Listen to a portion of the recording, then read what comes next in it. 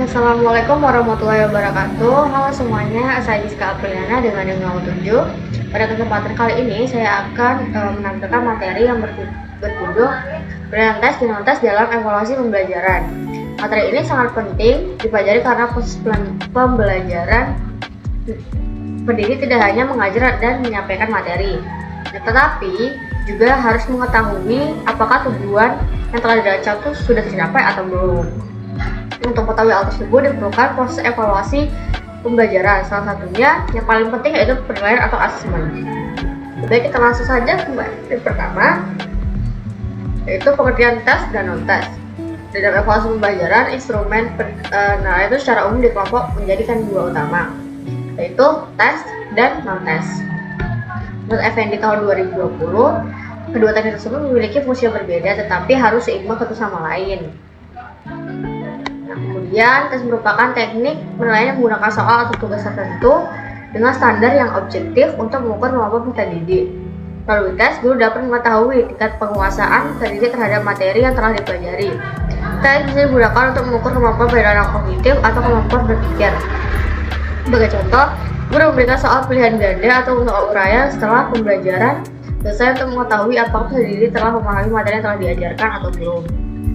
Ada non-tes merupakan teknik penilaian dilakukan untuk menggunakan tanpa menggunakan soal langsung.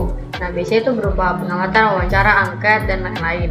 Dan teknik non-tes juga digunakan untuk mengetahui aspek-aspek yang sudah diukur dengan tes biasa, seperti sikap, motivasi, minat belajar, dan performa pendidik. Oleh karena itu, baik tes maupun non-tes sama-sama penting digunakan dalam proses evaluasi pembelajaran. Perbedaan tes dan non-tes. Terdapat beberapa perbedaan dasar. Kalau tes itu lebih berfokus pada kemampuan kognitif peserta didik atau kemampuan yang berkaitan dengan pengetahuan dan pemahaman konsep. Instrumen yang digunakan dalam tes biasanya berupa soal-soal yang telah disusun berdasarkan indikator pembelajaran tertentu. Data yang diperoleh dari tes cenderung lebih objektif karena menggunakan aturan penilaian yang jelas. Sebagai contoh, dalam soal pilihan ganda terdapat jawaban benar dan jawaban salah sudah ditentukan. Sedangkan penilaian non-tes itu lebih menekankan pada aspek afektif dan psikomotorik. Aspek afektif berkaitan dengan minat, sikap, dan motivasi peserta didik, sedangkan aspek psikomotorik itu berkaitan dengan keterampilan atau kemampuan suatu aktivitas. Non-tes bisa menghasilkan informasi yang lebih mendalam karena oleh pengamatan secara langsung terhadap perilaku peserta didik. Karena itu, kedua teknik tersebut sebaiknya digunakan secara bersamaan agar hasil evaluasi menjadi lebih lengkap. Jenis-jenis penilaian tes. Secara umum terdapat 3 jenis utama tes yang sering digunakan dalam pembelajaran. Jenis pertama yaitu tes tulis. Tes tulis merupakan bentuk penilaian menggunakan soal yang dikerjakan satu soal peserta didik. Jenis kedua yaitu tes lisan yang dilakukan melalui interaksi secara verbal antara guru dan peserta didik menggunakan pertanyaan secara verbal. Jenis yang ketiga yaitu tes praktik atau unjuk kerja, digunakan untuk menilai kemampuan peserta didik dalam melakukan suatu keterampilan secara langsung. Masing-masing tes memiliki karakteristik yang berbeda serta digunakan sesuai dengan tujuan pembelajaran yang ingin dicapai. Tes tulis merupakan jenis tes yang paling sering digunakan dalam pembelajaran di sekolah maupun perguruan tinggi. Menggunakan soal tulis sebagai instrumen untuk mengukur pemahaman peserta didik terhadap materi yang telah dipelajari. Bentuk tes tertulis itu beberapa macam. Pilihan ganda biasanya digunakan untuk mengukur pemahaman konsep secara cepat dan dapat mencakup materi yang luas. Kedua ada soal uraian atau esai, digunakan untuk mengetahui peserta didik dalam menjelaskan atau mengembangkan jawaban secara mendalam. Itu benar salah. Peserta didik diminta menentukan apakah suatu pernyataan benar atau salah. Dan keempat yaitu menjodohkan. Peserta didik diminta untuk mencocokkan dua kelompok informasi yang saling berkaitan. Dan yang terakhir yaitu tes singkat. Didik mengisi jawaban yang kosong dengan jawaban yang tepat. Tulis dapat digunakan untuk mengukur kemampuan peserta didik dari tingkat yang rendah sampai yang tinggi berdasarkan taksonomi belum revisi mulai dari mengenal sampai menciptakan. Yang baik, selanjutnya adalah tes lisan. Merupakan bentuk penilaian yang dilakukan secara langsung melalui antara guru dan peserta didik. Pada tes lisan, guru memberikan pertanyaan dan peserta didik menjawab tersebut secara verbal. Tes ini bertujuan untuk mengetahui jauh mana kemampuan peserta didik terhadap materi secara langsung.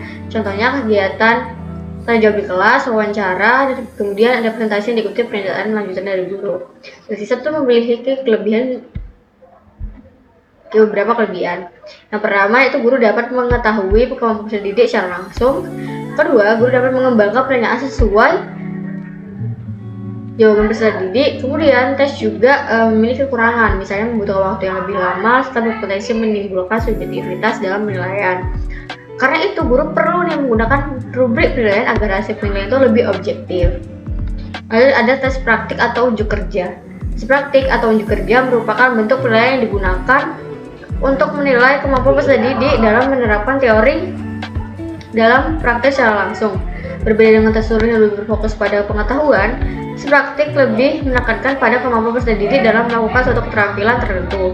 Tes praktik banyak digunakan untuk menilai ranah psikomotorik atau keterampilan peserta didik. Contohnya dalam mata pelajaran matematika, peserta dapat diminta untuk menggunakan alat ukur geometri, membuat model bangun ruang, atau menyelesaikan suatu proyek matematika sederhana. Oke, kemudian dalam pelaksanaannya, guru biasanya menggunakan instrumen seperti checklist, rating scale, dan rubrik penilaian.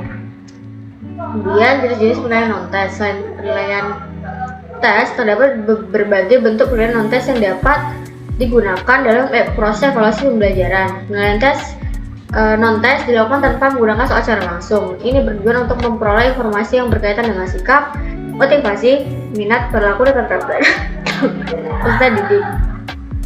Beberapa bentuk penilaian non-tes itu antara lain observasi, wawancara, angket, checklist, rating scale, excerpt, assessment, portofolio, dan jurnal. Masing-masing tersebut memiliki fungsi dan karakteristik berbeda sesuai dengan tujuan penilaian yang ingin dicapai. Nah, pertama ada observasi dan wawancara. Kalau observasi itu kan kegiatan mengamati perilaku peserta didik selama proses belajar berlangsung. Sedangkan observasi dilakukan untuk memperoleh informasi mengenai sikap dan keterampilan peserta didik secara langsung. Nah, kalau melalui observasi, guru dapat mengetahui bagaimana peserta didik berinteraksi dengan temannya, bagaimana sikap mereka saat belajar, dan bagaimana keterampilan yang ditunjukkan selama kegiatan pembelajaran. Contohnya yaitu mengamati kegiatan selama peserta didik dalam diskusi kelompok, mengamati ketelitian dalam menyelesaikan soal matematika, atau mengamati kemampuan menggunakan alat peraga pembelajaran. Sedangkan wawancara itu merupakan kegiatan mengumpulkan informasi melalui percakapan langsung dengan peserta didik. Wawancara dapat dilakukan secara terstruktur maupun semi terstruktur. Tujuan wawancara yaitu menggali informasi lebih mendalam mengenai kondisi peserta didik, contohnya seperti menanyakan kesulitan siswa dalam memahami materi aljabar, mengetahui motivasi belajar, dan mengetahui pendapat peserta didik terhadap suatu metode pembelajaran. Kemudian ada angkat, inventory, dan checklist. Kalau angkat itu merupakan instrumen yang berisi jenis penilaian terus yang harus diisi oleh peserta didik. Digunakan untuk memperoleh informasi mengenai minat, motivasi, sikap, maupun kebiasaan belajar peserta didik. Selanjutnya yaitu inventory, yang merupakan daftar pertanyaan yang digunakan untuk mengetahui karakteristik tertentu yang dimiliki oleh peserta didik. Sedangkan checklist itu merupakan daftar perilaku atau keterampilan yang diamati dan dapat diberi centang sesuai dengan kondisi yang ditentukan. Untuk contohnya bisa dilihat di ini. Dan ada rating scale, self-assessment, dan peer assessment. Rating scale itu adalah skala bertingkat, merupakan instrumen yang digunakan untuk menilai tingkat perilaku atau kinerja peserta didik berdasarkan skala tertentu. Nah, dapat berupa angka 1-4 atau 1-5. Contoh, 1 itu kategori sangat kurang, sedangkan 5 itu sangat baik, seperti itu. Kemudian ada self-assessment. Nah, untuk ini itu merupakan proses ketika peserta didik mulai menilai kemampuan dan perkembangan mereka diri sendiri berdasarkan kriteria yang telah ditentukan. Nah, ini bisa membantu peserta didik belajar melakukan refleksi terhadap proses belajarnya yang mereka jalani. Kemudian terdapat peer assessment atau penilaian teman sejawat. Nah, di sini peserta didik itu memberikan penilaian kepada teman sekelasnya berdasarkan indikator yang telah ditentukan. Contohnya, penilaian terhadap kontribusi teman dalam diskusi kelompok atau presentasi.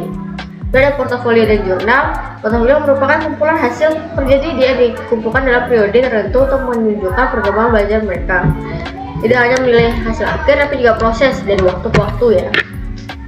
Nah, bagi portofolio, guru dapat melihat perkembangan kemampuan peserta didik secara lebih menyeluruh. Kalau jurnal itu lebih ke catatan yang dibuat oleh guru maupun peserta didik mengenai proses pembelajaran yang berlangsung. Dapat digunakan sebagai refleksi terhadap pengalaman belajar dan perkembangan peserta didik dalam pembelajaran. Contohnya, jurnal refleksi siswa setelah mempelajari suatu materi atau jurnal guru tentang perkembangan peserta didik.